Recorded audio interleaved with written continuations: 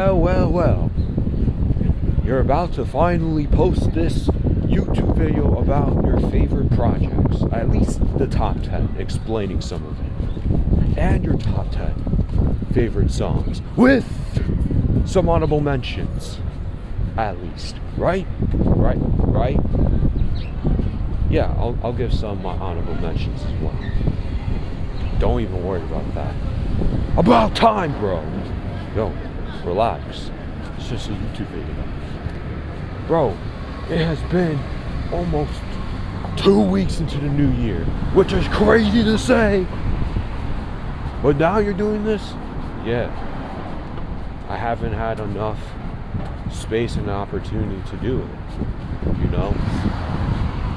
Things do take time for me to flesh out on how I approach certain videos. And especially when certain situations pop up and some of these karmic situations, karmic debt I have to pay, because whether it's people pleasing, whether it's stubbornness in certain areas of my life, and there's not being fully immersed into this society because I'm not really being welcomed in certain parts. I mean, it's sometimes difficult for me to just pump out content like that. Well, when you say it like that, I respect it. Keep doing you. I appreciate it. So finally, I post at least my top 10 projects, my top 10 favorite songs. If you want the playlist for my favorite songs, I'll link it. If you want the topster, bam, here you go. So I'll at least go through all of my top 10 favorite songs right now with some honorable mentions, and my favorite albums with some honorable mentions. I'm gonna start with honorable mentions first for each. So for honorable mentions, we got Lost Scribe from Mike by Mike. Great song. I love that song. I really wanted to put in the top 10. The other 10 songs, I just like it way more. I have much more of a connection with it. But Lost Scribe, it was so close. I really wanted to put it in so bad. Push Me Around. Sea Loopers featuring Zach Fox. This song is so freaking fun. Oh my goodness, I love this song. This song is so fun. I love it. It's so fun. If you haven't listened to it, you should listen to it. It's a fun little hip-hop song, fun little trap hip-hop vibe. Nothing too crazy, but pretty damn fun, for sure. Love this song. I'm gonna take a look at your life. Lotus by Little Sims, featuring Michael K. I'll just say Michael Kiwana. I don't want to be disrespectful to his last name. I'm butchering his last name right now. But I love this song. This song is very deep. It's very entrancing. Has a dark vibe. But it's so freeing at the same time. I could put any song on Lotus from Little Sims onto this. I could put Free.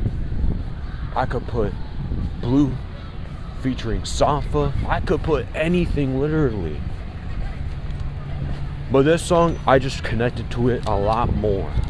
VCRs by JID featuring Vince Staples. Love this song. I really wanted to put in the top 10. Again, there's just other songs I really connected with a little bit more. I think I go off connection this year. Like how I'm able to immerse myself compared to, well, in a certain department, of course I'm going to put some of my favorites. And then in another department, it has my favorites, and I have like a distinct connection. There's like a distinct understanding, an undertone. Enchilada by Freddie Gibbs and The Alchemist featuring Anderson .Paak. Once Anderson .Paak is in your song, bro, your song is automatically good. Even if the original artist maybe sucks. But Anderson .Paak literally will carry your song anyways, and that song will automatically turn into good, which is insane praise. And then again, I mean, he's one of the best feature artists ever. So there's that.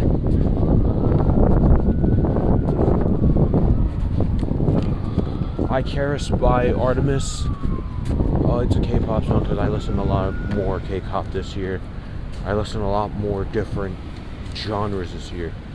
But Artemis is such a great group. They have such amazing, interesting concepts, and their ability to hone out a particular concept, whether it's the angel concept, the virtual angel concept from last year, and the mission just building upon their identity. I guess it's great. There's just nothing really to complain about, other than why did it took this long for them to drop. That's pretty much the case.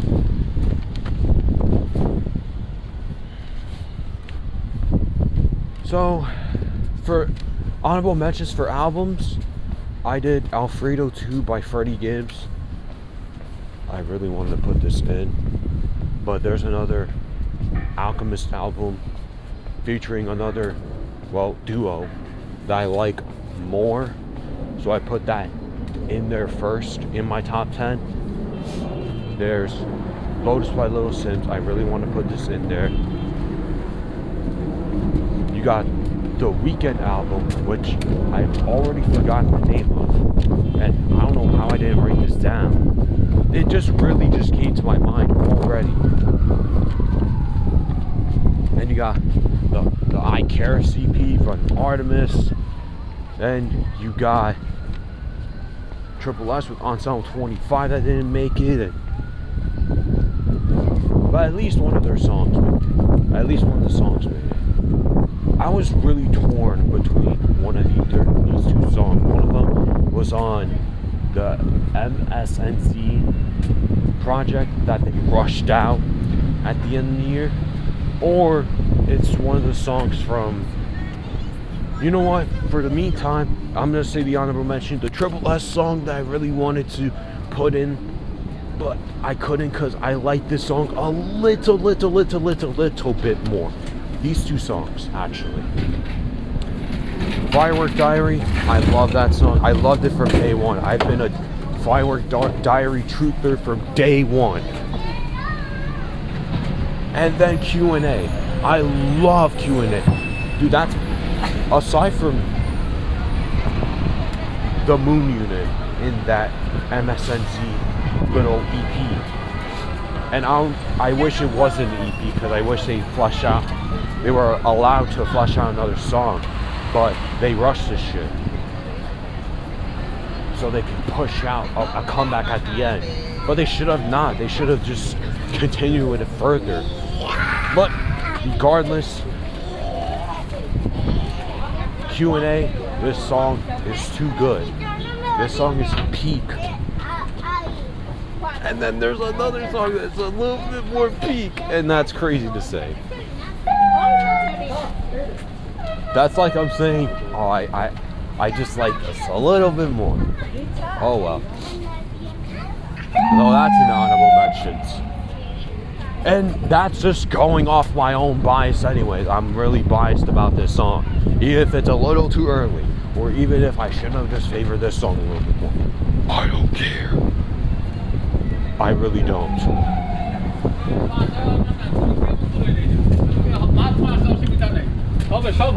I'm pretty sure the album is called Through the Wall by Rochelle Jordan. That was an amazing album. I love that album too. I wish it made it to my top 10. You can only put in so much. Well, now it's about time that I put some type of effort into my top 10. So, what do we start with? Oh, because I started with songs, we can start with songs first. Number 10 will be Cameo Love from Triple S. Oh, I'm biased. I don't care.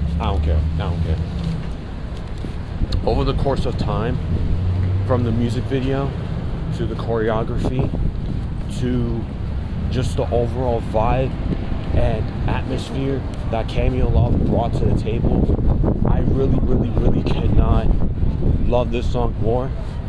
In fact, I can't even be drugged up by it. I can't even overdose and be overly addicted to it much.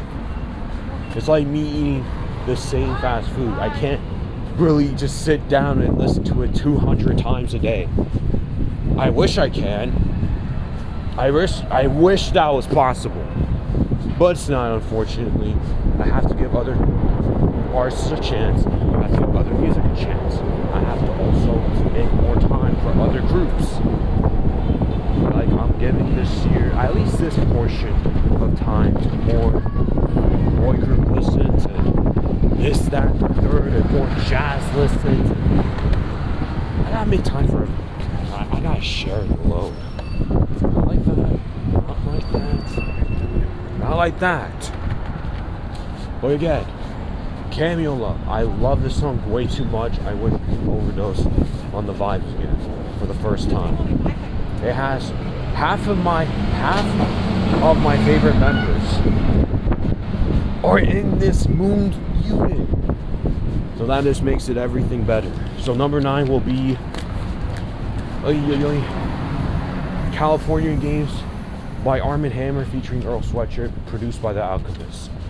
So there you go. Armand Hammer just done it again. I'll talk about them more later in the album section because foreshadowing or spoiler alert, they're in it. California Games was a song that I started appreciating with more and more listens because not only is this song super dense, but it's not dense in a way that you feel the heaviness. It's like letting loose the density. It's like letting go of the density, like acknowledging the density, and then you're just allowing yourself to be free throughout the process within that. Just immersing yourself more into real life, unlike a certain spot, church space, through the music, and without the limitations of, oh, because this is a hip-hop genre, all they do is curse and say explicatives and do all. No, this album, this entire song especially, it doesn't condone BS. This is, of course, one of the main examples. It's just not coming from a mainstream artist, so you can't generalize.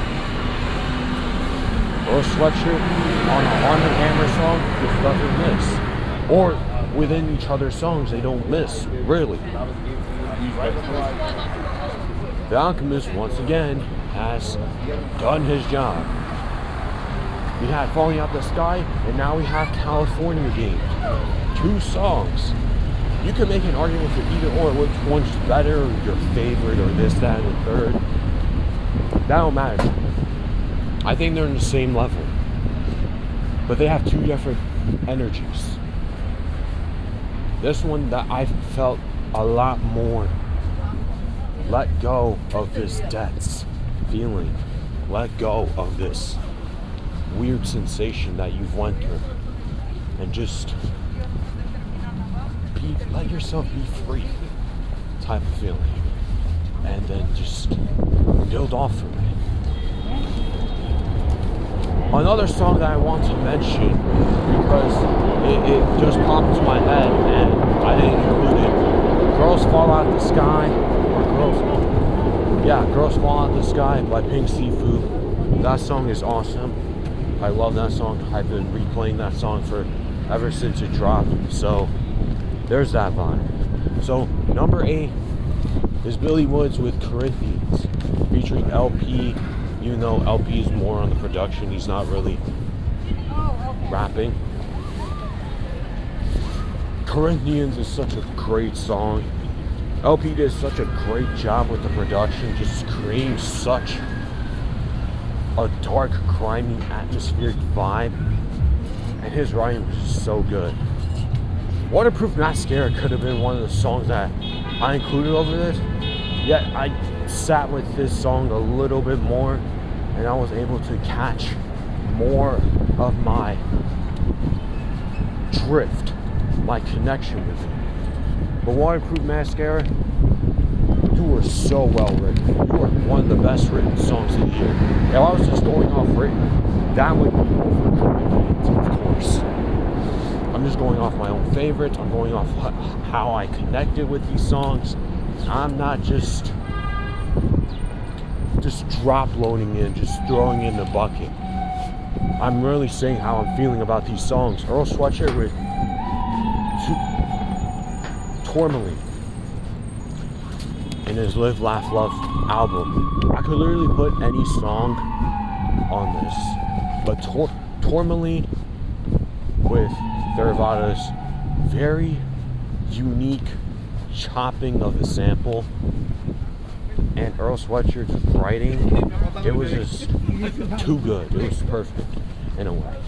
Even though perfection doesn't exist, perfection in of itself with that vibe, if you get what I'm saying, it just makes sense, you know?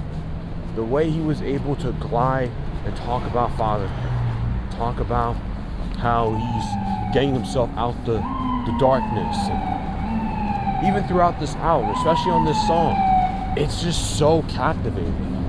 It just feels a lot more lively. He's not just slurring and being a mumble jumble rapper, or being one of those rappers that slurs their stuff. Like, he's a poet. But the reason why he slurred in certain areas, especially on some rap songs, where you may not understand some of it, is because, of course, he's encapsulating that depressed vibe. Like, he's depressed. Of course, he's not gonna formulate very well that vibe because he's depressed. Like, duh. Some of the words that he slurs, it's because he's depressed.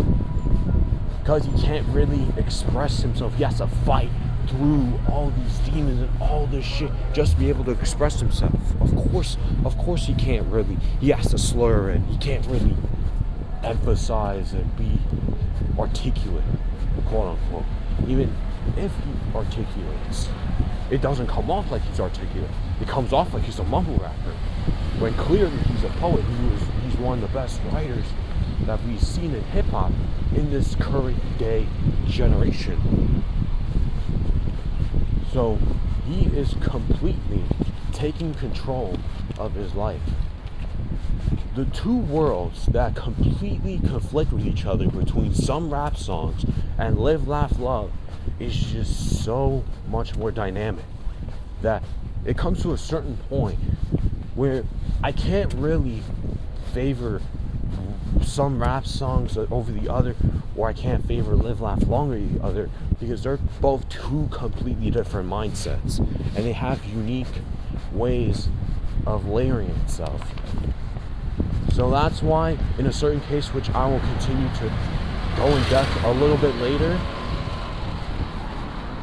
yeah, I can't really favor either one of the projects. I could put 1A, 1B on both of them, yeah. But it could switch from time to time, depending on what I'm feeling, what the good music vibe is, and all this stuff. Number 6 will be, oh man, Jew with Only Cry in the Rain. Dude, Jew just dropped the album, and I love that album already. But Only Cry in the Rain track, yeah, I do want to cry, but not in the rain. I'll just cry in a dark room. Jew is so good at captivating her emotions through the track, through just her personality. He just does such a good job with it. She's my favorite soloist in that K-pop Korean space. Just because people think that she's just a happy TV personality gal and she puts on a particular gimmick and Luna orbits. That's what the Luna fandom was called. the orbits, that island. Some of them really don't like her for whatever reason, but it just goes to show that she don't care. She don't care. She don't really care what you guys really have to say about her at all. She's just gonna continue to explore her sound, and she did with her recent album. But on this song, it's a much more dreamy, poppier atmosphere. That, of course, that's her lane. That's one of her main strengths. That dreamy pop, atmospheric, with a lot of emotional depth, a lot of emotional tense aspects. Only Crying in the Rain, you might think that this is like a sad, depressing song, but there's a little lens of brightness within it too.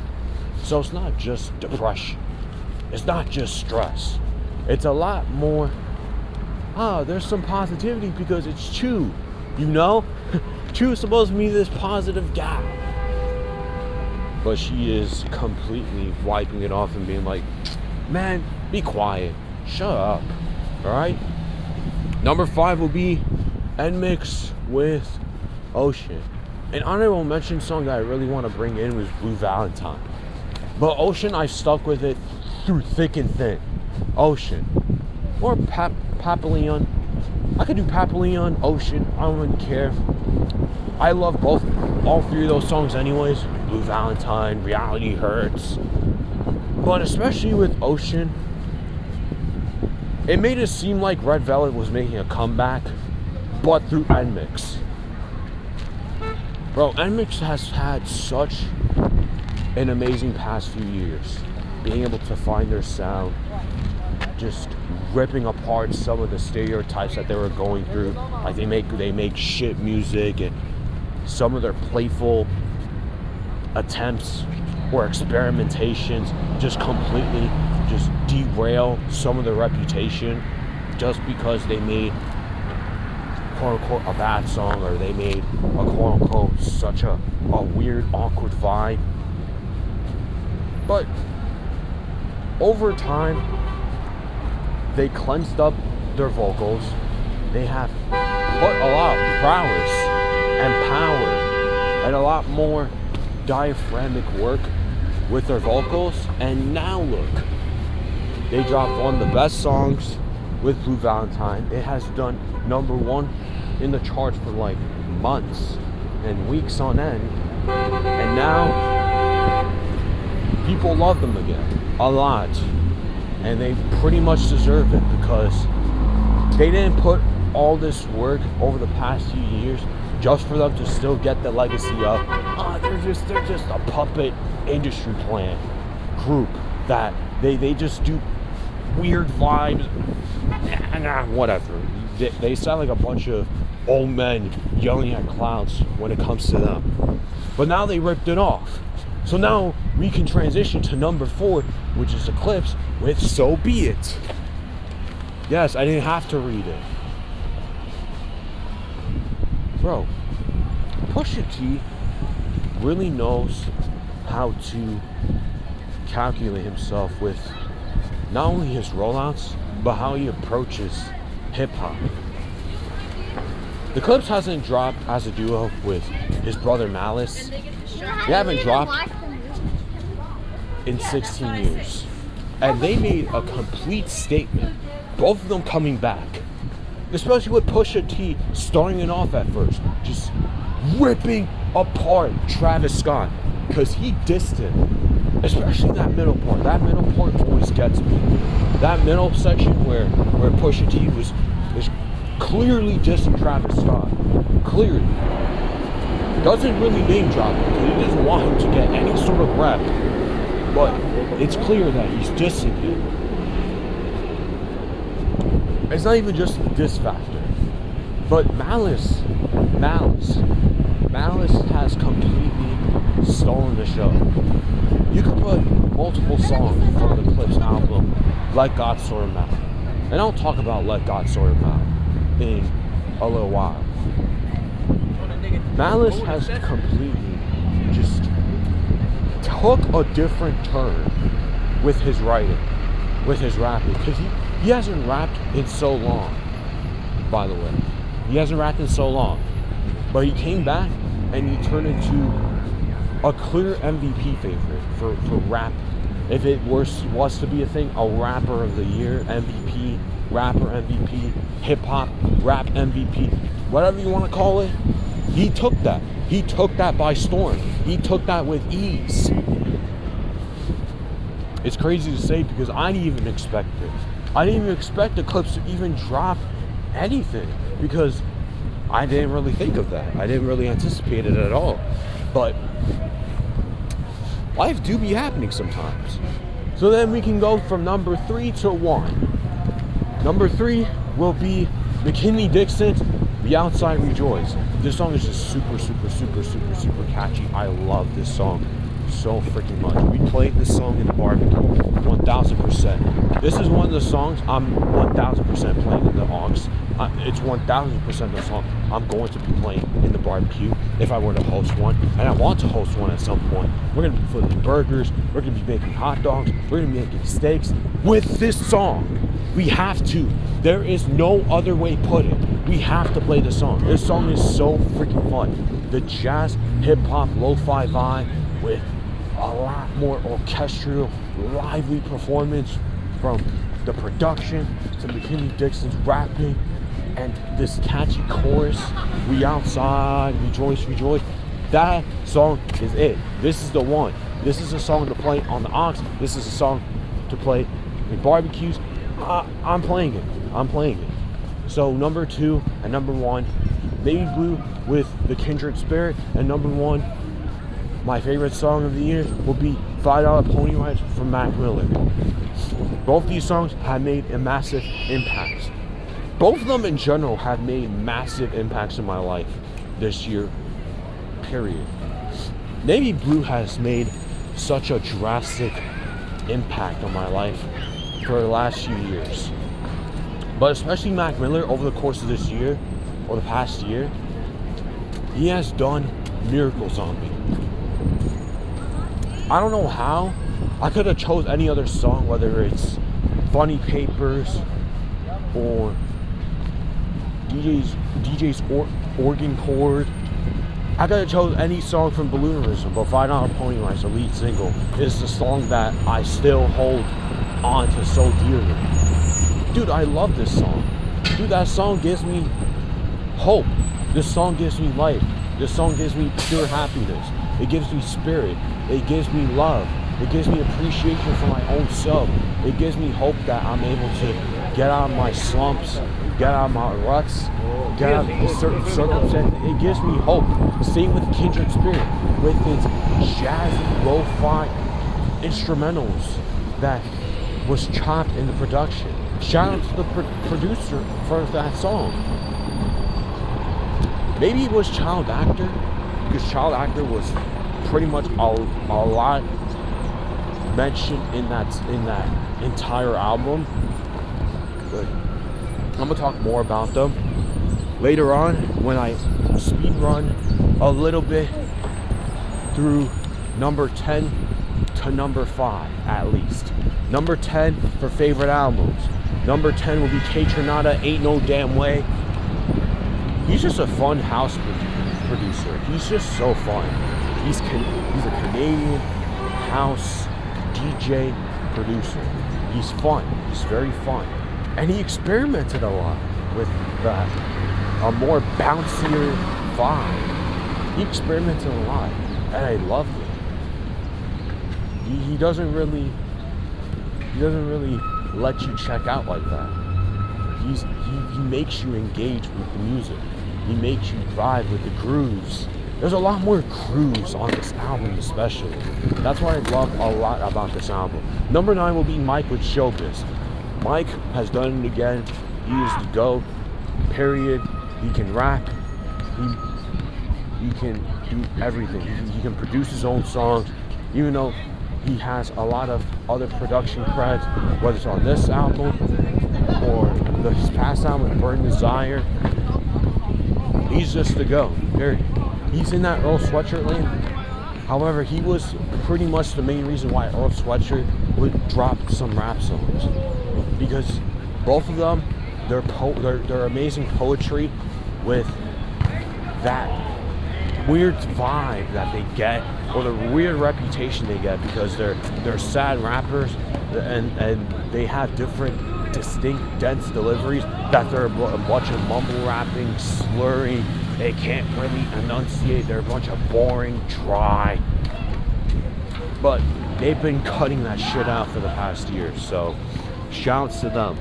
Number 8 will be Pink Sifu with Black Antique. I talk about him a little bit, but Pink Sifu, he can never do no wrong. He can never do no wrong.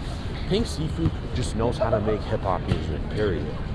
He can make hip-hop music with neo-soul, with funk, with trap. He can do everything. Deadass. He can do everything. And he's entertaining as a rapper. He doesn't do too much. He can rap. He can rap. He can rap and have a good time. He can rap and be at a weird emotional phase. He can do everything. He can do everything he asks for. He's one of the most versatile rappers in the game. Can you really shoehorn him in as a particular rapper for, let's say, underground?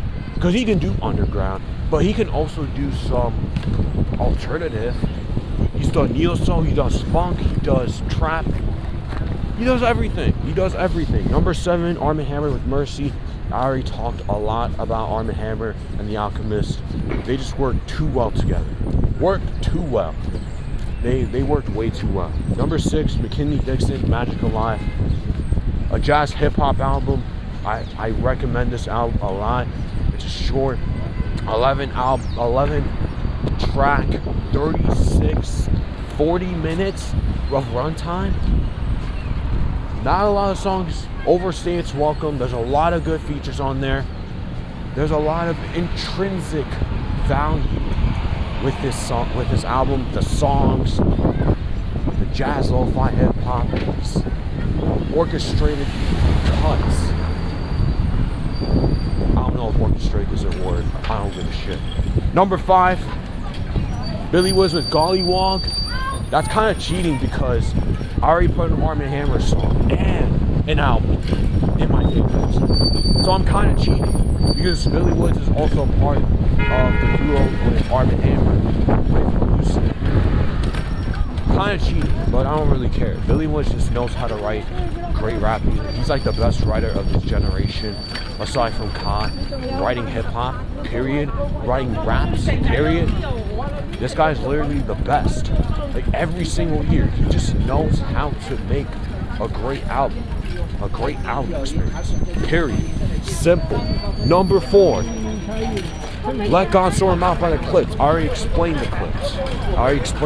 It makes it seem like I'm rushing, but I don't really have to say too much when I already explained further and further how great this album is. You got a Nas feature. You got a Kendrick feature. Dude, that Chains and Whip song, that could have been in my favorite songs.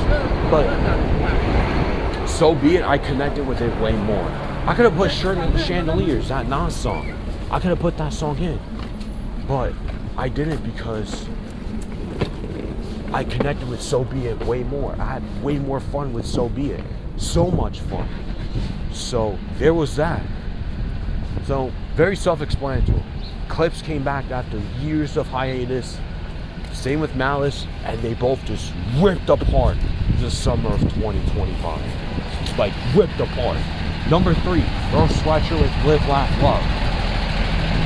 This is his victory lap album, officially. You could say maybe his last album with his last solo album, but nah, it's this album. This album may be his best album, but I don't want to compare it to some rap songs because they have 2 distinct vibes. 2 completely different distinct vibes. Number 2, not Navy Blue. It was, but it's Balloonerism by Mac Miller. That's number 2. And number 1 will be Navy Blue with The Sword and The Soaring, because both of these guys, Mac Miller and Navy Blue, they have made my entire year grand. They made me find a reason why this entire year didn't completely shift the tide to trash. Especially that second half of 2025. tested me a lot. I went through so much nonsense in the second half of 2025. And even to this day, I still have to pick up scraps from what I have to pay within the karmic debt. I still have to pay through some of that. However, now that I went through it, I can really appreciate it more. I can be in a position to look back and be like, I needed this. I needed this growth. And the particular reason why I need this growth is because I needed to listen to Navy Blue and Mac Miller rap to my ears. Simple. They both of them made two of my favorite projects. They made two of my favorite songs of the year from their respective same albums. It's just amazing. Hip hop is such a good genre. And especially when you're in a position to continue to learn more about the history, the culture aspect of it.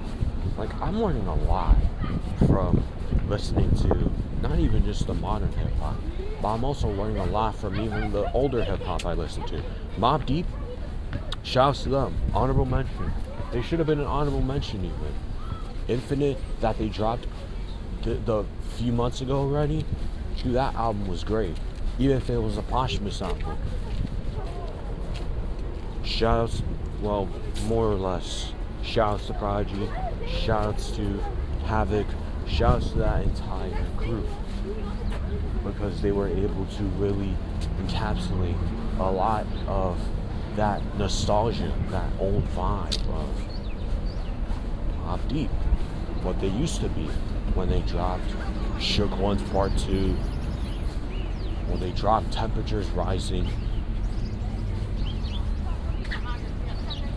Like, they brought it back with Infinite.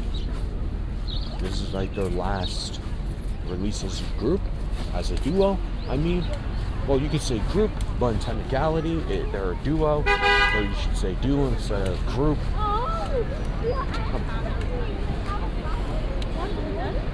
I'm asking, do you want to?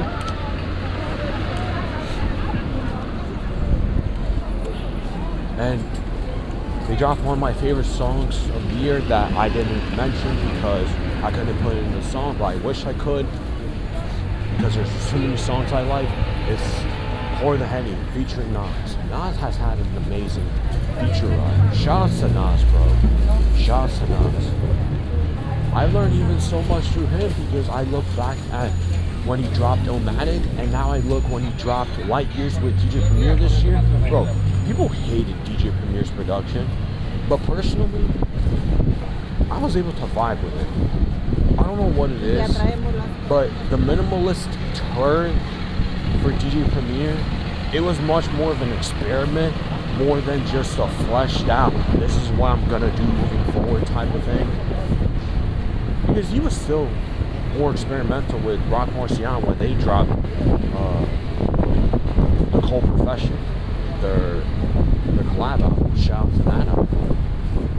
So there's just a lot to enjoy with hip hop. There's a lot to enjoy with any other genre too, with K-pop, with jazz, with soul, with R&B, with pop even. There's just simply a lot to endure within these atmospheric soundscapes, with the writing. Even if you don't understand the language, even with some Spanish songs, with Rosalia. Rosalia rapped and sang and wrote multiple different languages throughout that album. So her versatility was crazy. Shouts to her too. She dropped a great album as well. Even if I didn't understand a lot of it. Shouts to Triple S. They have made a lot of my year too. Shoutouts to NMIX. They have really rejuvenated themselves a lot. Shoutouts to Chew. Shoutouts to even Eve. Eve became a soloist and she's been on a good run. She's been on such a good run. I applaud her for that. So I'm looking forward to more Yena music too. I hope she drops a project at some point. She dropped a Japanese song, and I hope she drops more Japanese music because that's her lane. She sounds a lot more bubbly and fun and more free-spirited with Japanese, the soundscape, the more brighter, the more anime-esque sound, you know? So that's my favorite songs. That's my favorite projects. Hope you guys like it. If you disagree with some of it, then so be it. Huh? You get it? Be quiet. You know, Clips reference? No, be quiet. Okay. So cheers, y'all. Hey, cheers.